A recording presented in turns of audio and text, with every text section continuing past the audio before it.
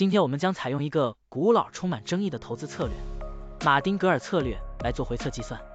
股票市场中，马丁格尔策略就是在股价下跌时增加投资，以较低的平均成本获得更多的股份，然后在股价上涨并达到盈利目标时，一次性卖出获利了结。如此周而复始，持续跟踪股价操作。现在，我们就设定一些参数，让 Stocktiny AI 帮我们生成程序，对苹果 AAPL 进行回测计算。设定参数如下：最大买入次数7次，最大加仓比例 1.5 倍，每次买入股价下跌的比例 10%， 获利卖出的上涨幅度 5%。运行时间从2023年1月1日到2024年5月2日。交易手续费设定为 0.10%。好了，按照上面的设定，程序运行的结果是累计交易21次，期末持仓价值10,001,476.10元，盈利 1.48%。相比持仓不动，多盈利负 36.87%。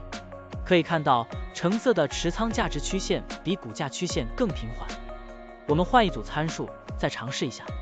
最大买入次数5次，最大加仓比例 1.5 倍，每次买入股价下跌的比例 8%， 获利卖出的上涨幅度 3%。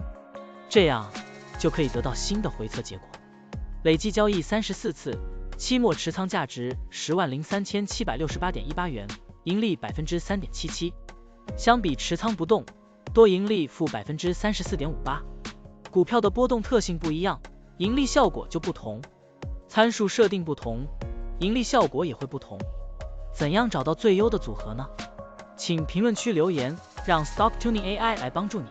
股票调优 AI， 利用 AI 技术赋能您的股票选择与操作。本站内容不构成对任何人的投资建议，您应当基于自己的独立判断做出决策。扫描二维码获取文字稿，欢迎点赞、评论、转发。